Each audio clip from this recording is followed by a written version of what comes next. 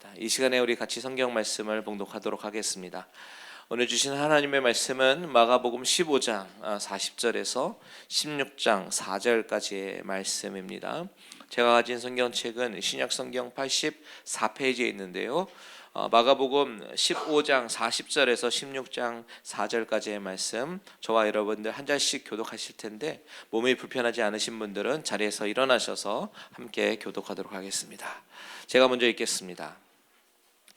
멀리서 바라보는 여자들도 있었는데 그 중에 막달라 마리아와 또 작은 야고보와 요새의 어머니 마리아와 또 살로메가 있었으니 이들은 예수께서 갈릴리에 계실 때에 따르며 섬기던 자들이요 또 이외에 예수와 함께 예루살렘에 올라온 여자들도 많이 있었다. 이날은 준비일 곧 안식일 전날이므로 저물었을 때에 아리마대 사람 요셉이 와서 당돌이 빌라도에게 들어가 예수의 시체를 달라 하니 이 사람은 존경받는 공의원이요 하나님의 나라를 기다리는 자라. 빌라도는 예수께서 벌써 죽었을까 하고 이상히 여겨 백부장을 불러 죽은 지가 오래냐 묻고 백부장이 알아본 후에 요셉에게 시체를 내주는지라. 요셉이 세마포를 싸서 예수를 내려다가 그곳으로 싸서 바위 속에 판 무덤에 넣어두고 돌을 굴려 무덤 문에 놓음에 막달라 마리아와 요새 어머니 마리아가 예수 둔 곳을 보더라. 안식일이 지남에 막달라 마리아와 야고보의 어머니 마리아 또 살로메가 가서 예수께 바르기 위하여 향품을 사다 두었다가 안식 후 첫날 매우 일찍이 해 돋을 때에 그 무덤으로 가며 서로 말하되 누가 우리를 위하여 무덤 문에서 돌을 굴려 주리요 하더니 눈을 들어본즉 벌써 돌이 굴려져 있는데 그 돌이 심히 크더라. 아멘. 자리에 앉으시고요. 이 시간에 부흥사경의 마지막 날 우리 높은 뜻 덕서교회 오대식 목사님 나와서 최초의 사람이라는 말씀 제목으로 말씀을 전해주실 때 큰 은혜 받으시길 바랍니다. 네, 꿈같은 3일을 제가 보내고 있습니다. 여러분들은 어떠신지 모르겠지만 저에게도 여러분 교회와 여러분들 교우들과 또 우리 목사님 가정 만난 것이 정말 꿈만 같습니다. 처음에는 아이고 이 교회가 좀 열정이 있구나 그렇게 생각을 하다가 지금은 뭐 이런 교회가 다 있나 하는 그 생각을 하게 됩니다. 여러분은 잘 모르시겠지만 여러분들 교회에 매력이 있습니다. 찬양도 참 열정적으로 잘 하시고요. 하나님께 정말 많은 것 드리기 위해서 애쓰시는 모습이 이렇게 읽혀집니다. 저 목회 30년 이상 했거든요. 그래서 웬만한 거 보면 다 압니다. 이제는 다 보이고 다 이렇게 뚫어보고 이제 그러는데요. 참 목사님 또 가정 참 보기 드문 신실하신 분이고 또 이렇게 교회도 건강하게 잘 세워나가는 그 열정이 여러분들에게 있어서 얼마나 기쁜지 모르겠습니다. 오래도록 기억에 남을 것 같고요. 오늘 이후로 이제 헤어지겠지만은 저도 계속 여러분들을 위해서 기도하도록 하겠습니다. 사람들은 사회적 동물이라고 얘기를 합니다. 우리는 동물이라는 단어에 좀 기분은 나쁘지만 사회적 동물이다. 왜? 우리는 관계를 갖고 살아가기 때문에 그러죠. 그래서 관계적 존재다 그런 말도 합니다.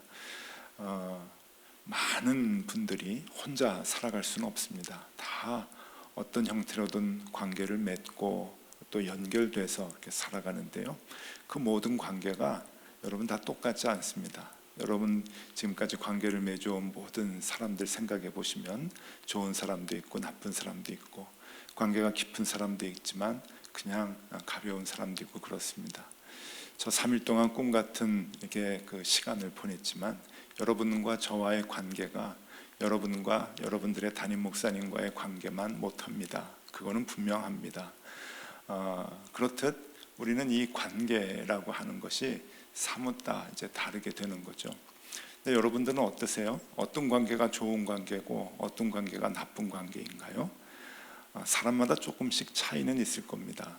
먹을 거 좋아하는 사람들은요 밥 잘 사주는 사람이 좋은 사람이고 또 사업하다가 돈이 갑자기 좀 궁한 사람들은 옆에서 돈을 잘 구워주는 사람이 참 좋은 사람이라고 기억에 남을 겁니다.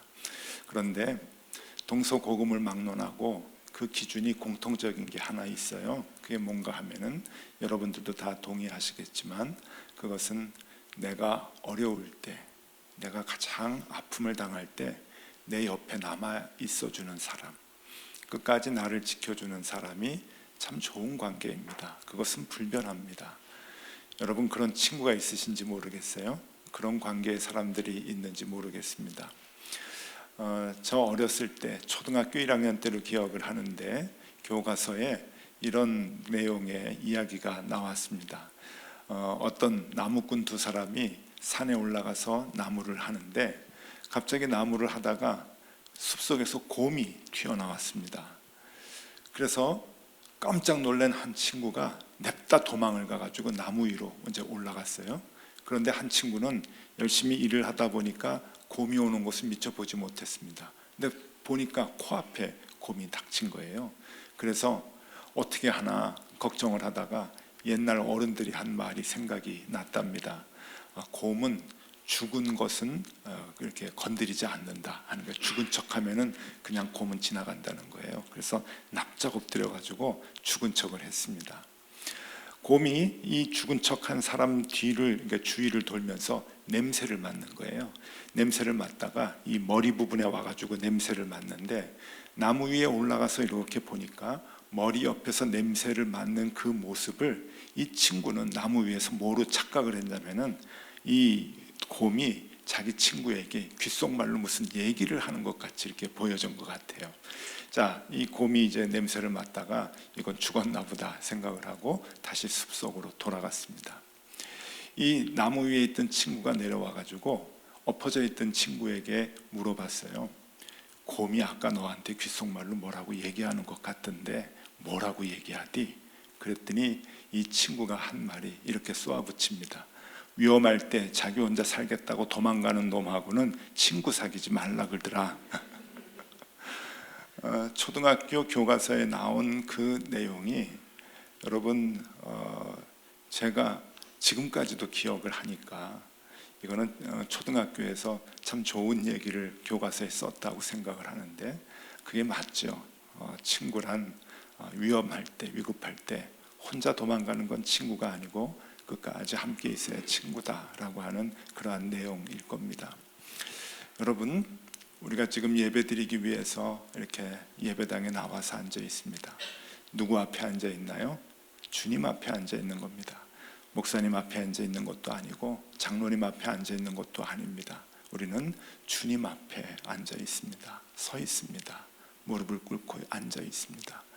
자, 주님 앞에 서 있는 우리가 주님과 우리와의 관계인데 조금 죄송한 말씀을 드리면 여러분과 주님과의 관계가 다 똑같지는 않을 겁니다. 이건 분명합니다. 주님이 여러분들을 보실 때 다 똑같이 생각하고 계시지는 않는다는 것입니다. 불편한 진실이죠. 주님과의 관계에 있어서 주님도 분명히 우리를 구분하실 거라고 하는 겁니다. 자, 그러면은 그 구분은 뭘까요? 헌금을 많이 하는 순으로 구분을 하실까요? 봉사를 많이 하는 순으로 구분을 하실까요? 그렇지 않습니다. 주님도 똑같은 기준을 가지고 구분을 하실 겁니다. 오늘 여러분들에게 한 가지 부탁을 드릴 것은 여러분들 마음속에 이제 지금부터 그림을 하나 그려주시면 좋겠는데 굉장히 큰 원을 하나 그려주시면 좋겠습니다. 원주가 큰 원을 하나 그려주시고 그리고 그 원 한가운데 조그맣게 십자가를 하나 그려 넣어 주시면 좋겠습니다. 이제 그 큰 원주에서 하나씩 5단계를 거쳐서 십자가를 향해서 우리가 들어가려고 하는데 한번 그 구분이 어떻게 되는가 하는 것을 그림을 그려가면서 같이 보면 좋겠습니다. 맨 먼저 저 큰 원주 끝에 있는 사람들입니다.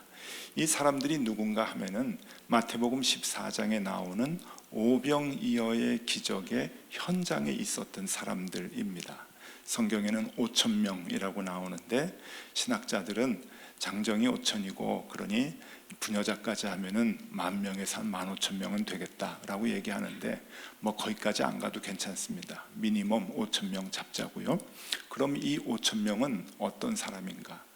여러분, 이 5,000명이 그냥 현찮은 사람이라고 생각하면 안 됩니다. 참 대단한 사람입니다. 왜냐하면 오병이어는 기적이죠.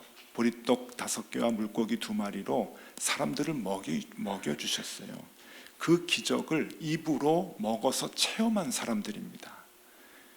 여러분, 지금 그런 기적을 체험한 사람이 한 사람만 나오면 교주가 될 겁니다. 근데 그 사람들이 5,000명이에요. 그리고 그 사람들은 체험을 했을 뿐만이 아니고 예수님의 가르치심의 말씀이 너무 좋아서 밥 먹는 것도 잊어버리고 배고플 때까지 말씀을 들었던 사람입니다. 굉장한 사람들이, 우리하고 차원이 좀 다릅니다. 그런데 성경에 보면은 예수님께서 십자가에 못 박혀 돌아가실 때 그 중에 있었던 사람이 한 사람도 없었어요. 그 5,000명이나 되는 사람이 예수님 십자가에 못 박혀 돌아가실 때 마지막까지 그 곁에 있었다고 얘기를 하질 않습니다. 기적을 체험을 했어요. 떡을 먹었습니다. 배가 불렀습니다. 그런데 예수님의 고통에는 참여하지 않았다라고 하는 거예요. 이런 사람들을 예수님께서 뭐라고 얘기하시는가 하면은 요한복음 6장 26절에 이렇게 표현을 하셔요. 너희가 나를 쫓는 이유는 떡 먹고 배부른 까닭이다. 곱씹어서 곰곰이 생각해 보면 굉장히 무서운 말씀입니다. 너희가 나를 따르는 것이 떡 먹고 배부른 까닭이다. 조금 더 무섭게 이것을 표현을 하세요. 마태복음 12장 39절에 이 악하고 음란한 세대가 표적을 구하는구나. 이적만 따라서 너희가 나를 찾는구나. 너희가 나에게 기도하는 것이 뭐 달라고만 그러는구나. 불가능한 것을 가능하게 해달라고만 기도하는구나 라고 하는 말씀입니다. 그러니까 오늘날로 얘기하면 오늘날도 있어요. 떡 먹고 배부른 까닭으로 나 배불르게 해주세요, 나에게 이적을 보여주십시오 하면서 주님을 쫓아다니는 사람. 그런데 그 이적이 없거나 나에게 유익이 없으면 언제든지 예수님을 버리고 도망가는 사람들이 이 부류에 속한 사람들이라고 여겨집니다. 그것이 가장 끝에 있는 사람들이라고 볼 수가 있고요.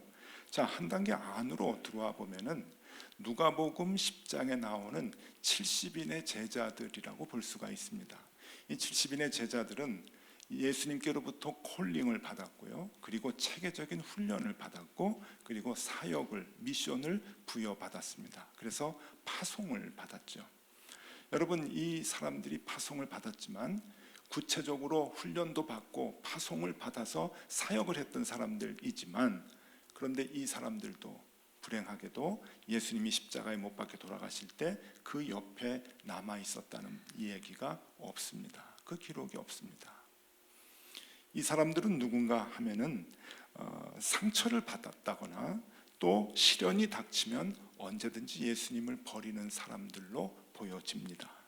훈련을 받고 봉사를 하고 사역을 감당했지만 그 일을 하다가 남들에게 인정받지 못하거나 남들에게 거절당하게 되면 언제든지 예수님을 버리고 멀리 떠나는 사람들이 이 부류라고 볼 수가 있습니다. 자, 그 다음에 한 단계 더 안으로 들어옵니다. 이제 세 번째 단계로 들어오면은 누가 있는가 하면은 12제자들이 있습니다. 이 12제자는 70명의 제자들하고는 조금 차원이 다릅니다.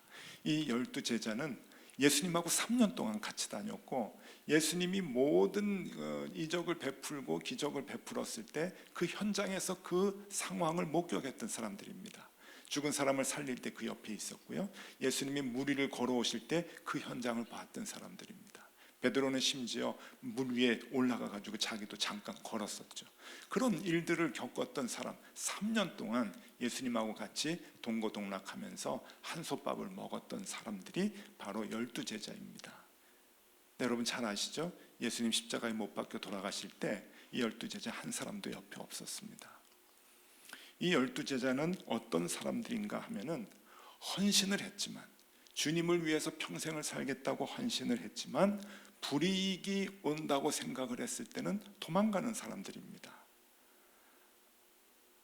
불이익, 손해, 예수님 때문에 내가 손해 볼 것 같아.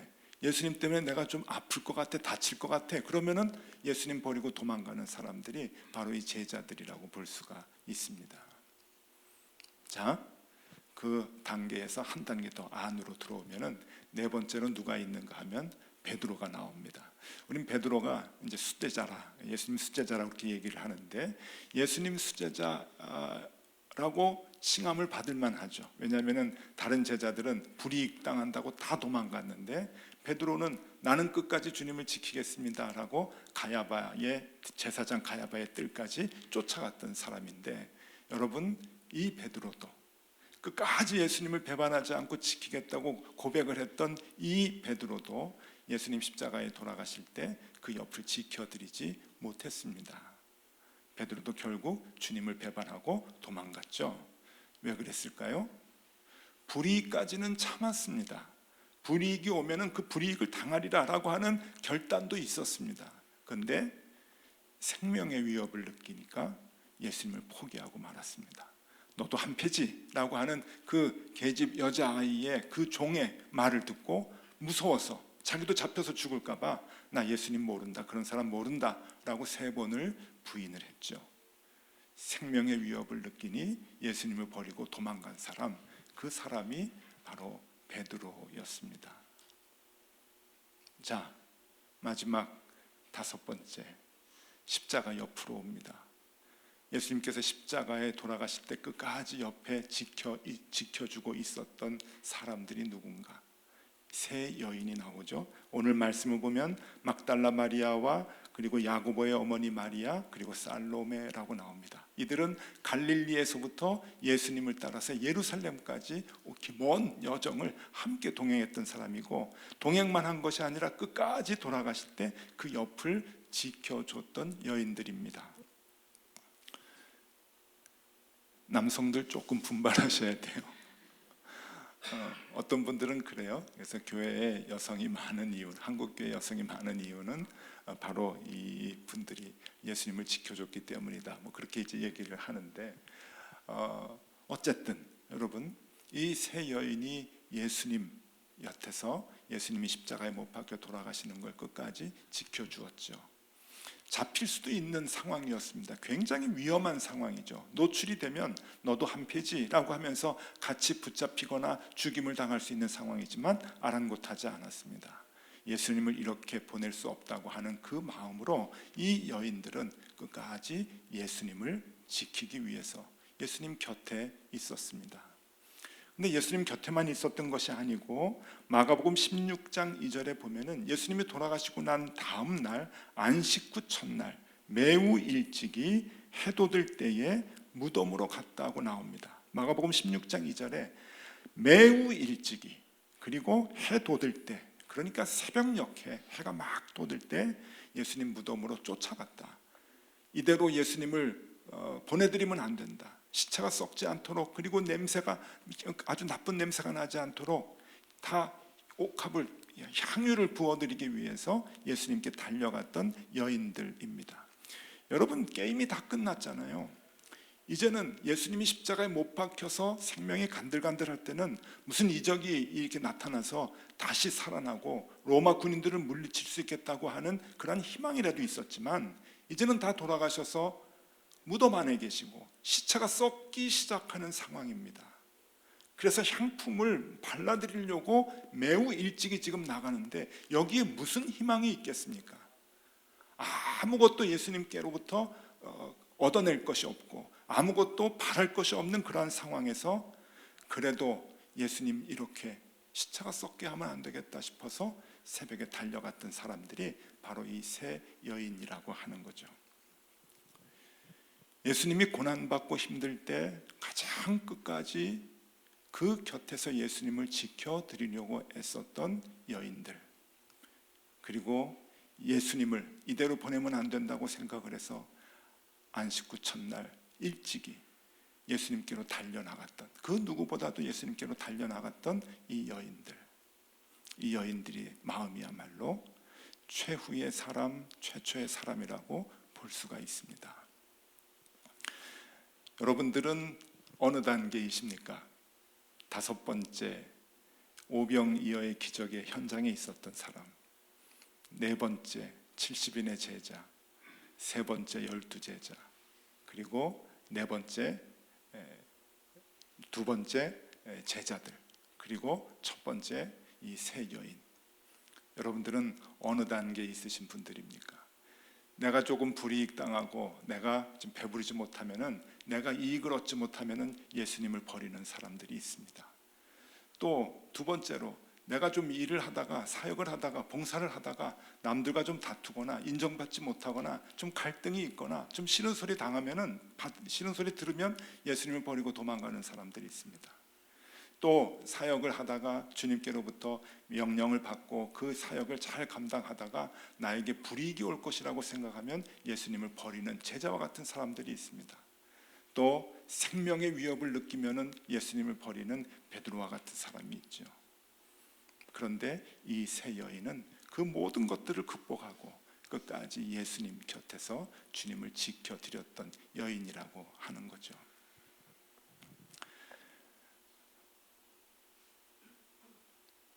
꽤 오래전 일입니다. 제가 일본에서 목회를 할 때인데 1999년도에 일본 사회에서는 조그만한 그 관심, 많은 국민들이 관심을 갖는 일이 하나 벌어졌는데, 그게 뭔가 하면은요, 철도원이라고 하는 소설이 일본 사람들이 굉장히 좋아했던 소설이거든요. 이 소설을 영화로 만든다고 하는 소식이 이제 나왔어요. 그게 1999년인데 이 소설을 영화로 만든다고 하니까 모든 일본 국민들이 굉장히 큰 관심을 가졌습니다.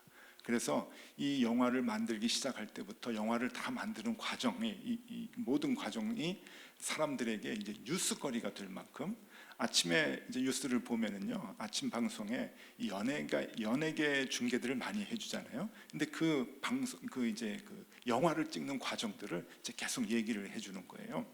철도원 이제 영화 찍기로 했습니다 하는 것도 뉴스가 됐고요. 이제 누구를 캐스팅을 합니다. 거기 이제 남자 주인공이 나와요, 아버지가. 근데 일본의 국민 배우라고 하는 다카쿠라 켄이라고 하는 사람이 캐스팅이 됐어요. 그리고 딸 역할이 이제 있는데, 그 히로세 료코라고 하는 아주 지금은 유명한 배우지만 그때는 무명이었죠. 1999년도에는 고등학교 3학년 학생이었는데 그 학생을 전격적으로 캐스팅을 했어요.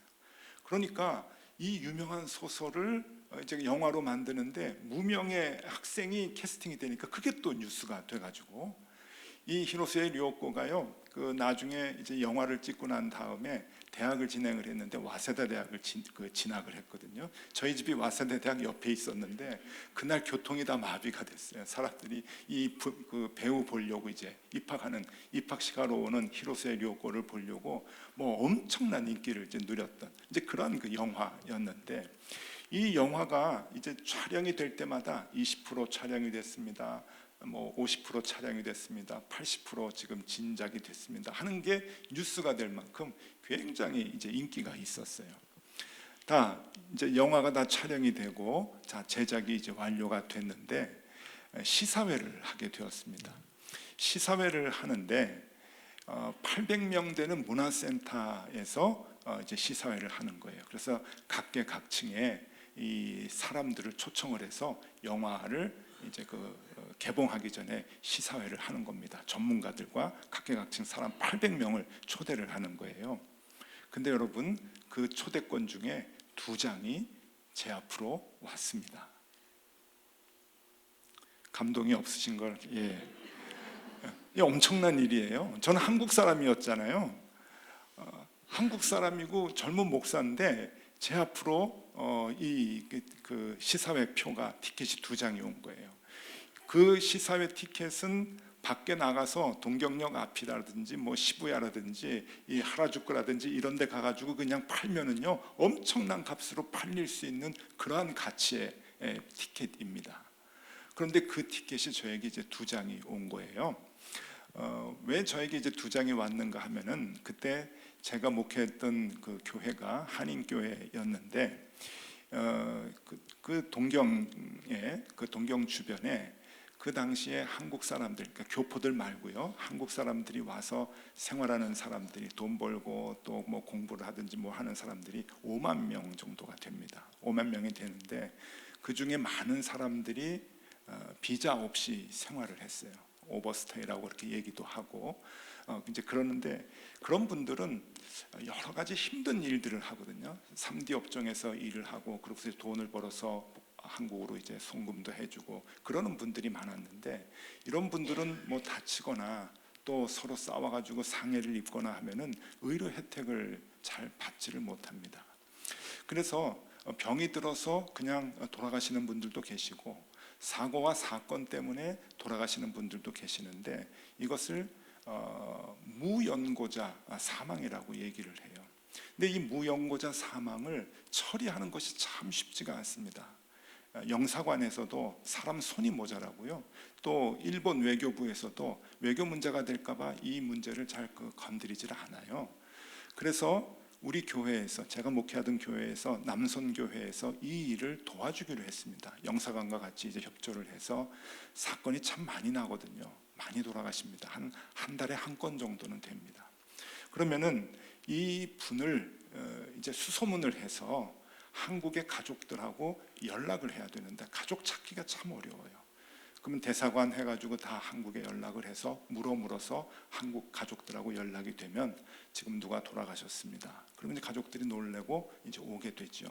오시면 나리타 공항에서부터 라이드를 해드려야 되는 거예요. 그리고 통역을 해드리고 그리고 이 한 사람이 죽어서 이제 장례를 이제 치르게 되면은 경찰서에서 허락을 받아야 되고 병원에서 허락을 받아야 되고 절차가 참 복잡합니다. 이제 그런 것들 관공서를 다 가족들 데리고 다니면서 확인을 시켜드리고 그 진행을 하는 거죠.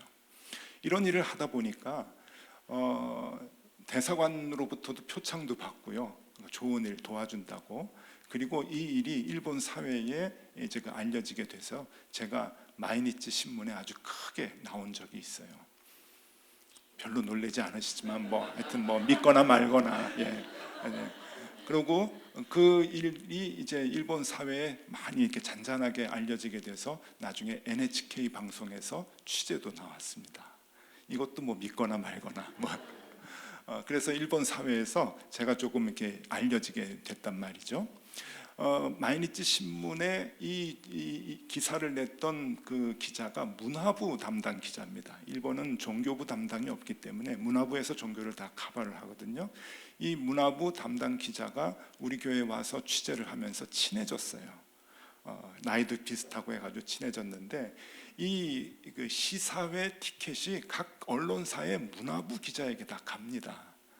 그러니까 문화부 기자가 이제 그 표를 받고 자기에게 한 10장 정도가 왔다 그래요. 그 표를 가지고 누구를 줄까 하다가 제 생각이 나서 저한테 이제 2장을 준 거예요. 참 귀하죠. 고맙고. 그래서 이제 그 티켓이 저한테 이제 왔는데 저하고 아내하고 이제 같이 가려고 봤는데 보니까 수요일 저녁이에요. 예배 시간이잖아요. 그때 저하고 교회가 작아서 저하고 전도사님 한 분밖에 없었는데 목사가 영화 보러 가겠다고 전도사한테 수요일 날 설교시키고 갈 수는 없잖아요. 그거 다 나중에 뽀록 나면은 교인들이 얼마나 실망하겠어요. 그러니까 저는 못 가겠더라고요. 그래서 이거를 어떻게 할까 하다가 안주머니에다가 이렇게 넣어놓고 누구든지 만나면은 그냥 주겠다. 누구든지 걸려라. 내가 이거 주겠다라고 생각을 했어요. 그때는 우리 교회에 유학생들이 참 많았거든요.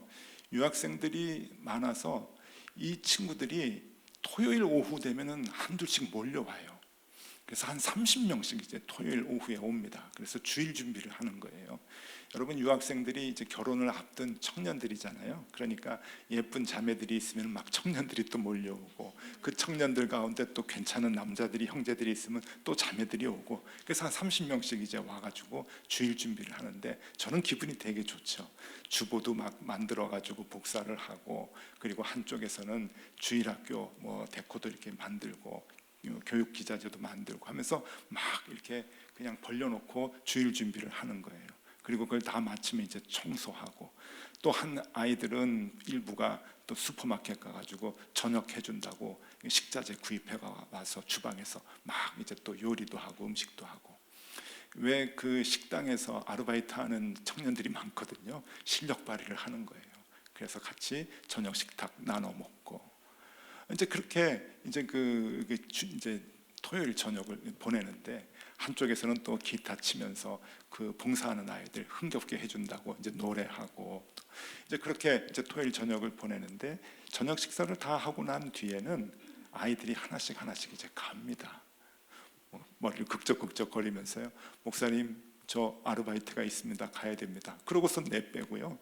목사님, 저 리포트 써야 돼요. 논문 써야 됩니다. 그러고선 또 나가고, 또 월요일부터 아주 중요한 시험이 있습니다. 그리고 또 나가고, 한두 명씩 다 빠져나가는데, 몇 명이 이제 한 9시 정도가 넘으면요, 몇 명 남지 않아요. 그럼 이 아이들이 마무리를 다 합니다. 다 정리하고 마무리를 하는데 9시 반 정도 됐는데 2명이 남고요. 10시가 지나니까 그날 한 사람이 남았어요. 형제 하나가 남아가지고 열심히 이제 마무리를 하는데, 가만히 보니까 이 친구 손놀림이 예사롭지가 않아요. 교회에서 봉사를 많이 한 손길이더라고요. 딱 주방에 가니까 이제 아이들이 다 설거지를 하고 했는데, 설거지를 해봐야 뭐 삐뚤빼뚤하고 다 물 튀고 하는데, 행주를 가지고 그 설거지 한데 다 닦고 물기를 닦고, 그리고 그 접시 같은 거 다 물기를 닦아서 딱 반듯하게 놓고, 행주는 또 빨아가지고 꽉 짜가지고 수도꼭지 위에다가 탁 널어놓고, 그리고 그 수채꾼형에 밥알들 낀 거 그거 다 빼가지고 다 퉁퉁퉁 털고, 보통이 아니에요. 그리고 바닥은 물걸레로 대걸레로 다 닦고, 그 대걸레 다시 빨아가지고 꽉 짜서 거꾸로 탁 널어놓고, 그리고 화장실 이런 데 휴지 다 갖다가 이제 봉투에다가 묶어서 교회 밖에 전봇대에다가 딱 갖다 놓고 깨끗하게 마무리를 하는 거예요. 한 10시 반쯤 지났을까, 이제 혼자 다 마무리를 하고 이제 가는 거예요. 저한테, 목사님, 저 이제 들어가겠습니다. 그 친구가 그래도 그때 동경대학의 박사과정을 하고 있었는데 끝까지 그렇게 있는 게 너무 기특하더라고요. 그래서 저 들어갑니다. 야, 너 이리 와봐. 그래서 왜요, 목사님? 너 혹시 여자친구 있냐? 그랬더니 이 친구가 없습니다. 근데 말이 좀 이상해요. 없습니다 하면서 표정이 조금 좀 이상해요. 그래서 너 뭔가가 있지? 예, 학교에 같이 세미나 하는 아이 중에 마음에 끌리는 애가 좀 있어요. 그러니까 소위 요즘 말로 얘기하면 썸 타는 애가 있는 거예요. 그래? 그 아가씨 누구냐? 그랬더니 한국에서 온 같은 유학생인데 마음이 좀 있습니다. 너 잘 됐다. 제가 안에서 봉투를 꺼내가지고 줬어요. 이게 뭐예요, 목사님? 열어봐. 열어보더니 여러분들은 놀라지 않으셨지만 그 친구는 이 표를 보고 놀라는 거예요. 이게 얼마나 귀한 건지 아니까. 오! 목사님, 이게 뭐예요? 저 가도 되는 거예요? 그래. 목사님이 가셔야지. 왜 저를 주냐고. 날짜를 봐라요. 수요일이다. 보더니 저도 수요일에 와야 되는데 안 와도 돼. 내가 허락을 할 테니까 그날은 가서 데이트해. 그래서 데이트를 이제 보냈어요. 굉장히 좋아서 갔죠. 여러분, 이 아이들이 잘 됐을까요? 못 됐을까요? 어떤 것 같아요? 잘 됐을까요? 못 됐을까요? 다음에 와서 그 아이들 얘기는 다음에 와서 해드리기로 하겠습니다. 너무 기뻤습니다. 정말 좋았습니다. 하나도 아깝지 않았습니다. 얼마나 마음이 좋았는지. 그러면서 제가 이런 생각을 했어요. 하나님도 같은 마음이시겠다 하는 생각을 했습니다. 만약에 하나님께서 안주머니에 복을 넣고 이 복을 누굴 줄까, 누구에게 이 복을 줄까 이렇게 찾아다니시다가 누구에게 주실 수 있을까? 아마 모르긴 해도 하나님도 같은 마음 아니실까? 끝까지 주님 곁에서 주님과 함께 있어주고 싶어하는 사람, 주님이 필요로 할 때 언제든지 그 옆에서 주님을 도와주는 그 사람에게 주님께서는 그 복을 마음껏 주겠다 하는 생각을 하였습니다. 여러분, 우리 한번 신앙생활 하는데 주님 옆에 그렇게 있으면 어떨까? 그렇게 있으면 어떨까 싶습니다. 그냥 기분 나쁘다고, 나 무시당한다고 그냥 내빼고 도망가는 게 아니고, 힘들고 어려워도 불이익 당해도 때로는 생명의 위협을 느껴도 끝까지 주님 곁에 남아있는 그 한 사람, 하나님이 찾으시는 그 한 사람이 우리가 되면 좋겠다 하는 생각을 합니다. 주님, 누군가 손길이 필요하실 때 주님, 내가 주님 도와드릴게요. 새벽같이 주님께 달려나와서 주님 필요한 것들 채워드리는 그 사람이 우리가 되면 좋겠다 생각을 합니다. 저도 해외 한인교회 목회 10년 했습니다. 여기 와서 목회자들 멘토링 컨퍼런스 하기 위해서 와서 많은 목회자들을 만났는데 20년, 30년 하신 분들 꽤 계시더라고요. 그분들 앞에서는 뭐 저 명함도 못 내밀겠지만 그래도 해외 한인교회 목회가 참 힘들다고 하는 것 저도 압니다. 조금만 힘들고 조금만 싫은 소리 들으면 그냥 교회 가차없이 나갑니다. 다른 교회 갑니다. 여기저기 교회 다니시는 분들 많이 계셔요. 왜 그런지 해외 한인교회는 다 비슷비슷한 것 같아요. 여러분,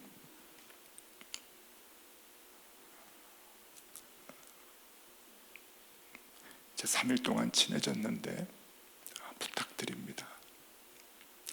아마 여러분들 이 중에서도 많은 교회를 경험하고 여기 오신 분들이 계실 거예요. 근데 여기가 갈릴리 은혜 교회가 여러분들의 마지막 교회가 되면 좋겠어요. 최후의 교회가 되면 좋겠어요. 주님, 여러분들 필요로 하실 때 끝까지 남아드리는, 내가 좀 힘들어도, 내가 좀 무시당해도, 내가 좀 손해를 봐도 내가 주님 곁에 끝까지 남아있겠습니다. 여러분, 교회가 뭡니까? 우리가 주님의 몸 된 교회라고 얘기하잖아요. 이게 주님의 몸이에요. 주님의 몸. 그런데 주님, 이 교회에서 주님의 몸을 위해 내가 끝까지 주님 곁에 남아있겠습니다. 주님 십자가에 못 박히는 것 같은 그런 고통 당하실 때 내가 주님 곁에서 주님 도와드리겠습니다. 손길이 필요할 때 가장 먼저 달려 나오겠습니다. 우리가 그런 고백하는 교우들이 되면 좋겠습니다. 주님과의 관계에서 최초의 사람, 그리고 최후의 사람, 그렇게 주님 앞에 서는 우리 귀한 교우들 되실 수 있기를 바라고, 언제가 될지 모르겠지만 저 다시 여기 와서 여러분들 만날 때 이 모습 그대로, 여러분들의 얼굴이 그대로 여기에서 끝까지 교회를 위해서 잘 헌신하고 봉사하고 지금 신앙생활하고 있습니다. 그 인사를 같이 나누면 참 좋겠다 생각을 합니다. 여러분, 몸도 건강해야 되지만 신앙도 건강하게 생활하실 수 있기를 바라고, 언제나 주님 곁에 최후의 사람, 그 한 사람으로 남아 있기를, 그리고 주님 필요로 하실 때 최초의 사람이 되실 수 있기를 간절히 소망합니다. 기도하겠습니다. 주님, 나와 주님과의 거리가 너무 멉니다.